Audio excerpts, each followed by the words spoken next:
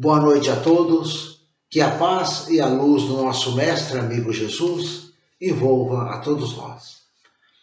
Nesse nosso encontro de hoje, nós vamos falar do capítulo 26 do Evangelho segundo o Espiritismo, que tem como título Dai gratuitamente o que gratuitamente recebestes. Mas antes eu convido a todos a fazermos uma prece. Vamos juntos com os nossos pensamentos elevados até Deus, nosso Pai Criador, até o nosso Mestre amigo Jesus e a toda a equipe espiritual que nos ampara. Vamos rogar que nos auxilie na compreensão, no entendimento da mensagem de hoje. Graças a Deus.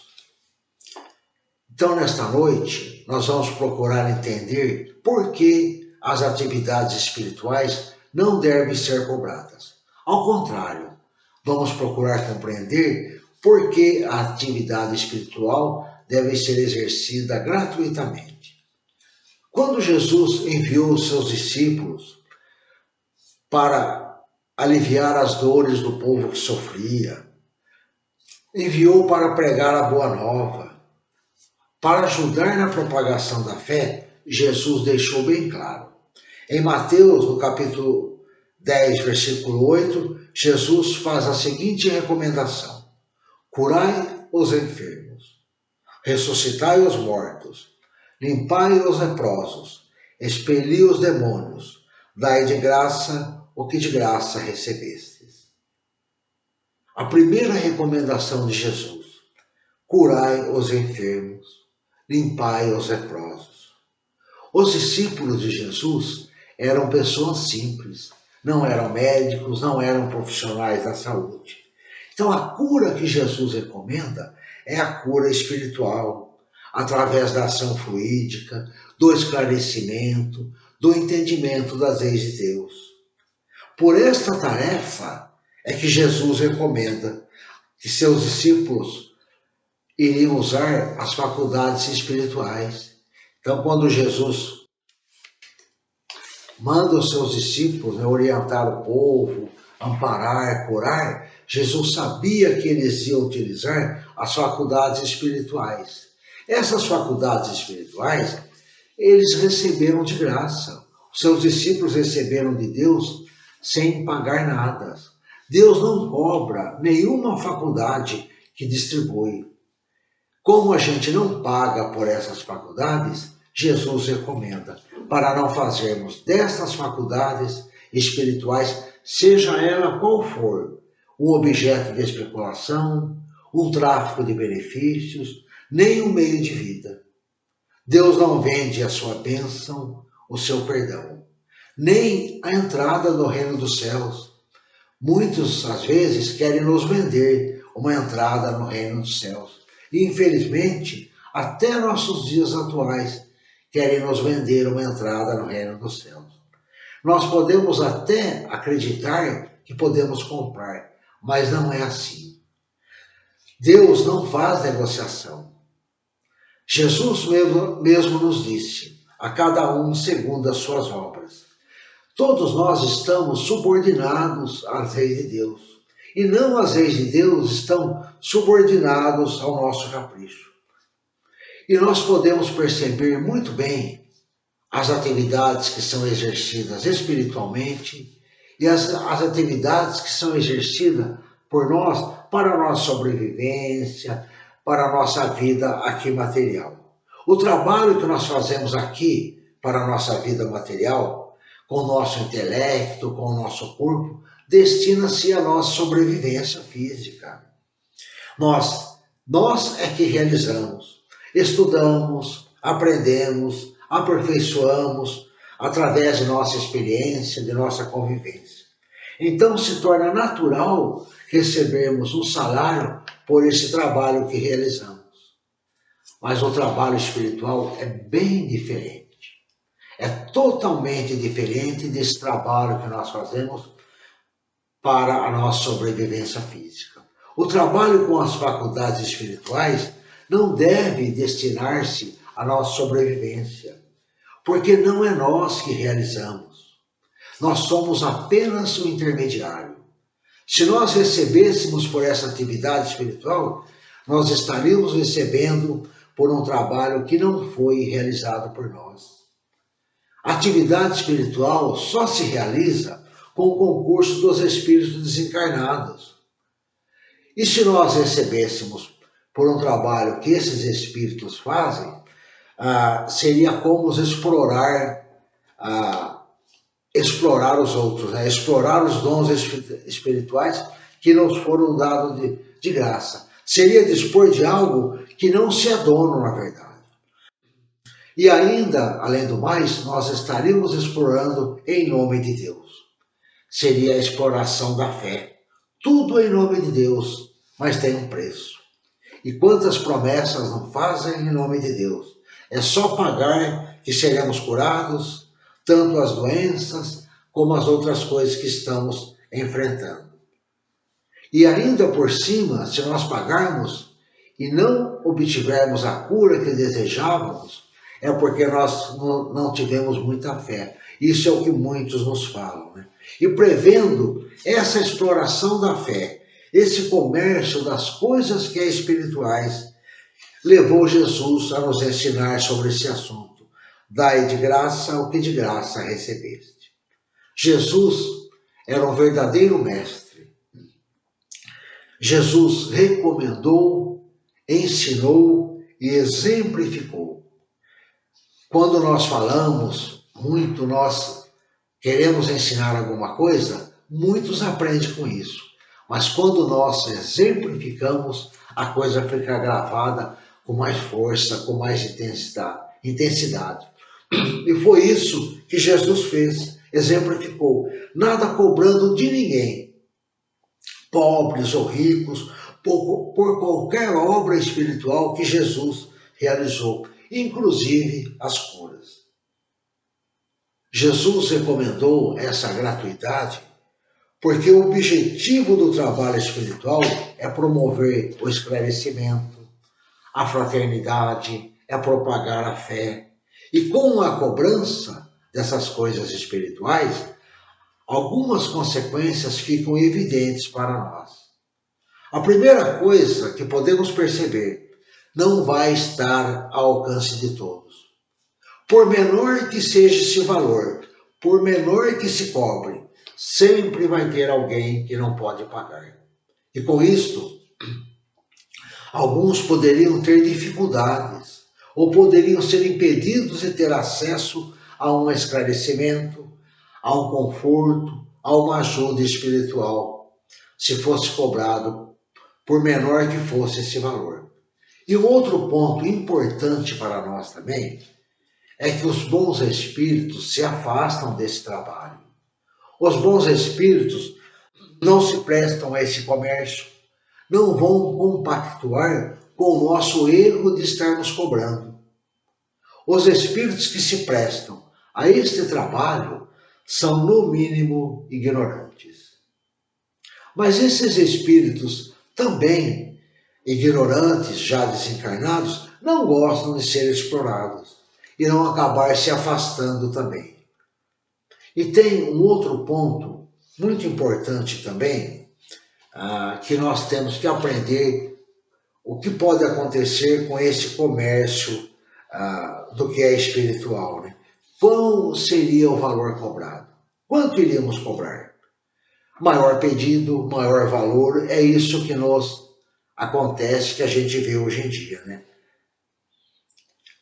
E essa exploração da fé, apesar de Jesus ter recomendado, ela continua porque sempre vai ter alguém disposto a pagar.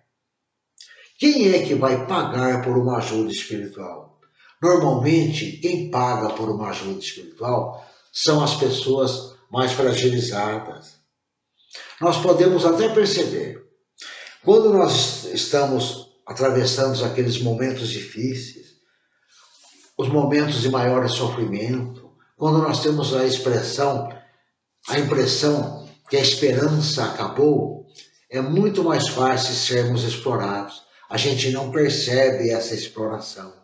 E é por isso que essa exploração da fé acontece normalmente com aqueles mais necessitados.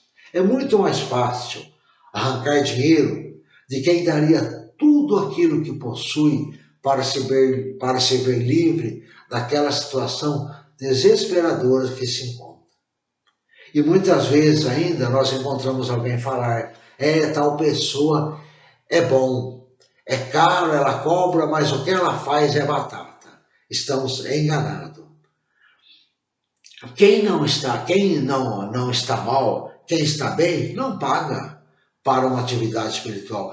Pelo menos eu nunca vi alguém dizer assim, nós vamos até tal pessoa, vamos lá pagar, mas nós vamos lá para agradecer.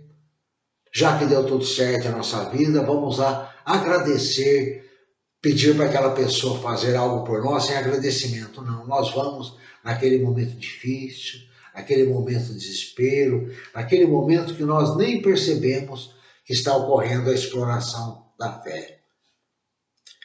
Este comércio, implica em algo de não tão bom assim, tanto para quem vende um benefício, como para quem compra.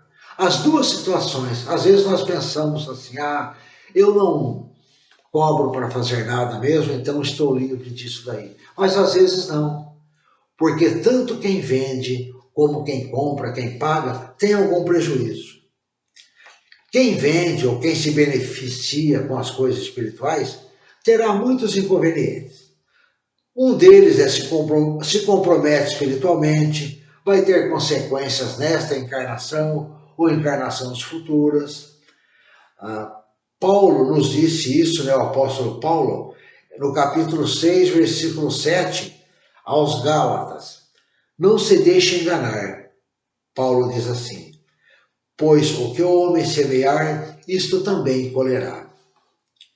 E quem vende, então tem seu prejuízo. Mas quem compra, que prejuízo pode ter?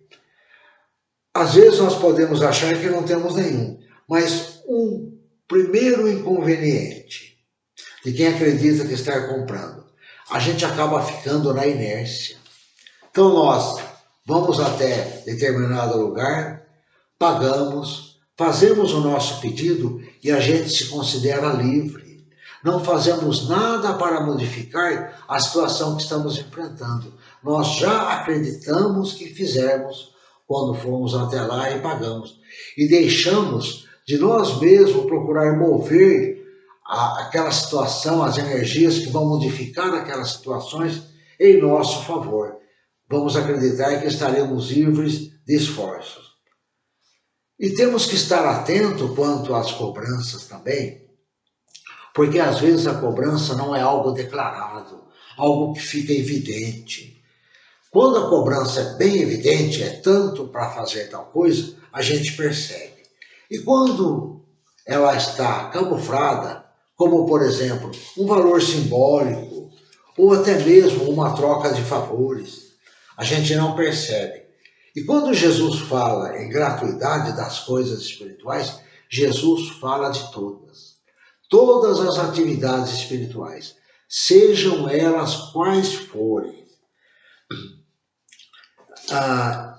Em Lucas, no capítulo 20, versículo 45, 47, em Marcos, no capítulo 12, versículo 38 a 40, e em Mateus, no capítulo 23, versículo 14.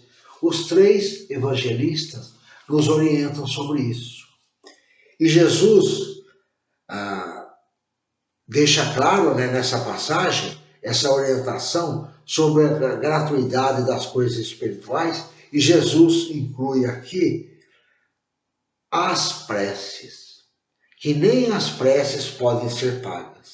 Então Jesus disse a esses três apóstolos de Jesus, registraram o que Jesus disse.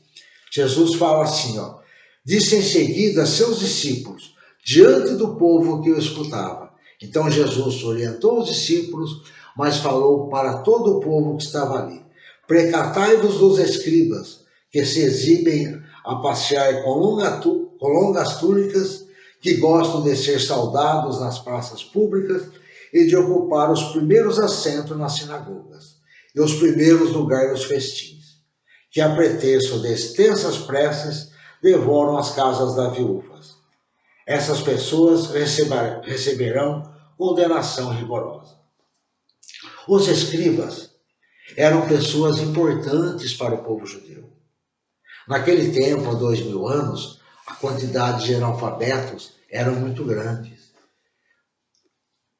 Como os escribas dominavam a leitura, sabiam ler, sabiam escrever, dominavam a escrita, eles tinham um grande destaque social. E o que eles faziam? Eles ficavam nas praças públicas com suas longas túnicas, que eram as roupas que eles usavam, e ofereciam as suas preces. As pessoas que necessitavam das suas preces os chamavam para eles ir até a sua residência fazer essas preces. Eles ficavam ali, então, nas praças públicas, esperando que alguém os contratasse para fazer as suas preces. E como eles cobravam essas preces? Essas preces eram cobradas pelas quantidades de palavras que eles diziam. Por isso que Jesus fala, que a pretexto de longas preces devoram as casas das viúvas. Quando elas chamavam as pessoas para orarem na sua residência para aquele que já havia desencarnado, eles fazendo as preces longas cobravam muito, prece curta cobrava menos. Então, eles faziam aquelas longas preces para tirar toda a fortuna das viúvas. E a gente começa a perceber aqui, que a exploração da fé já existia e continua existindo até hoje. Porque até hoje nós vemos pessoas ainda pagando para fazer preces por elas. E a gente se pergunta, será que Deus vai medir o que Ele vai nos beneficiar, medir a sua graça pelo número de palavras de nossas preces? É claro que não. Deus não mede a nossa prece pela quantidade de palavras que falamos. O valor da prece não está nem na quantidade de palavras e nem na qualidade de palavras. Qualidades naquele sentido, se são palavras harmoniosas, se não são palavras harmoniosas, não é isso que importa, são palavras bonitas. Por mais bonita e harmoniosa que for uma prece, ela não terá valor nenhum se não partir do nosso coração. A prece é um impulso do coração, é um impulso da alma. Por isso Jesus recomenda para entrarmos em nosso quarto e fechar a porta. Nós podemos entender quando Jesus recomenda fechar a porta de duas maneiras.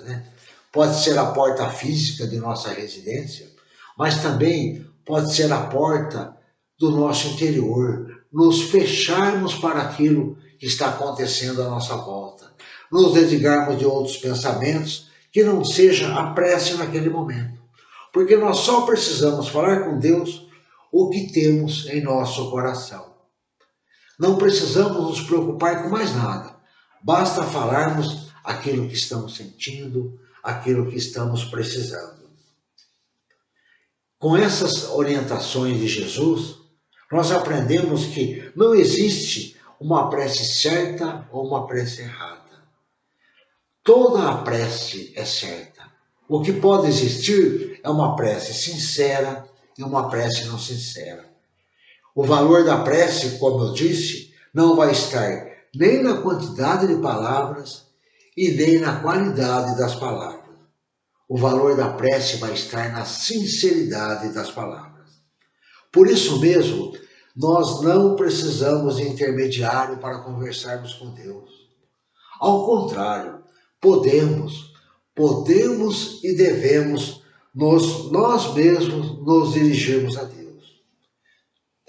Quem melhor de nós mesmos para falarmos com Deus aquilo que estamos precisando? Nós podemos ir em busca de um benefício num templo, num centro espírita, numa igreja. Podemos ir lá conversar e tudo e receber uma certa ajuda. Mas a prece nós mesmos podemos fazer. Nós mesmos podemos nos dirigir a Deus. Porque ninguém melhor do que nós vai falar com Deus aquilo que estamos sentindo, aquilo que estamos passando, falar com Deus das nossas aflições. Se nós pagarmos para os outros fazerem as preces por nós, nós vamos perder preciosos momentos de nos ligarmos a Deus. Quando nós estamos em prece, nós nos ligamos a Deus, nosso Pai Criador. Nos ligamos ao nosso Mestre amigo Jesus e à equipe espiritual. Estaremos ligados a eles. E nesse momento, nessa ligação que nós temos, nós vamos estar movendo energias a nosso favor. Nós vamos estar movendo fluidos que vão nos fortalecer, que vão nos amparar, que vão nos auxiliar. Às vezes, nós pedimos em nossas preces que alguma coisa acontecesse do modo que nós achássemos que deveria ser. Mas muitas vezes não vai ser assim. Tem situações que nós vamos ter que passar, que vamos ter que enfrentar. Mas a prece vai nos auxiliar a enfrentarmos essas situações. A prece vai nos ajudar a olharmos por essa situação de uma outra maneira, de um outro modo. Vai fazer que nós encontremos soluções e um monte de coisas que pode ocorrer. Quando nós fazemos a prece, não é que nós vamos modificar a vida a nosso favor. Nós é que vamos modificar a nossa vida. Nós é que vamos modificar as nossas ações. Não é que a prece modifica a nossa vida. Nós é que modificamos a nossa vida depois da prece. E lembrando mais uma vez que a prece é algo bem simples. Basta falarmos com Deus em nosso íntimo, né? Basta falarmos aquilo que vem de nosso coração, aquilo que vem de dentro. Não precisa ser diante de todos, não precisa ser em público e não precisamos ficar repetindo palavras, não. Resumindo, a nossa prece pode ser simples, curta, mas deve ser sincera. Às vezes nós queremos falar tanto, fazer tanto, e nós só precisamos falar assim: a Deus, Pai, ajude-me. E lembrando mais uma vez, com o hábito da prece, alcançaremos o que nós precisamos. Embora a ajuda possa não vir do modo que queremos, com a prece nós vamos receber, no mínimo, a convivência e o amparo de nossos amigos espirituais. Eu agradeço a todos pela atenção e muito obrigado. E para encerrarmos esse nosso encontro, eu convido a todos a fazermos uma vibração. Vamos juntos elevarmos o nosso pensamento até Deus, nosso Pai Criador, Senhor da vida, e rogarmos nesse momento por todos aqueles que enfrentam algumas dificuldades, todo aquele que se encontra em situação de desespero, de agonia, que ele possa receber de nós essas vibrações de paz, essas vibrações de amor, fortalecendo-os, amparando-os em suas necessidades.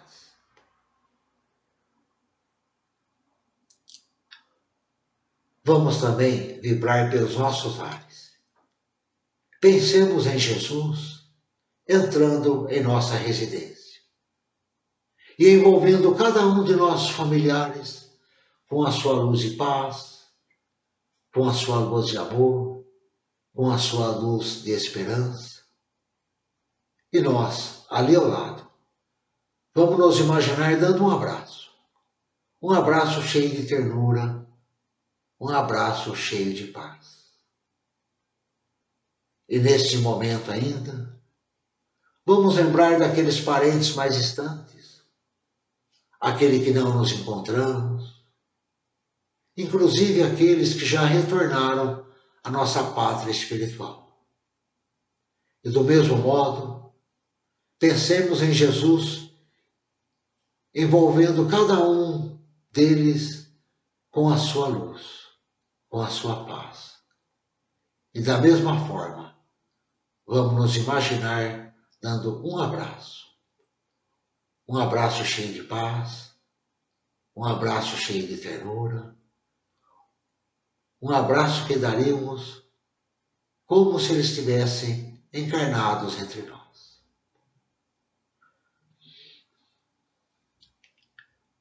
Mestre e amigo Jesus, cada um de nós trazemos em nosso coração uma pessoa a quem desejamos ajudar, ou uma pessoa que sabemos que está enfrentando uma situação muito difícil, ou mesmo uma pessoa que nos pediu. Vamos pensar nesta pessoa e vamos levar esta pessoa até o nosso Mestre e amigo Jesus e vamos entregar em seus braços. E temos toda a certeza, toda a confiança que Ele está recebendo. E nem precisamos rogar nada por ela, pois sabemos que ela está recebendo de nosso Mestre e amigo Jesus tudo o que ela precisa para enfrentar essa situação.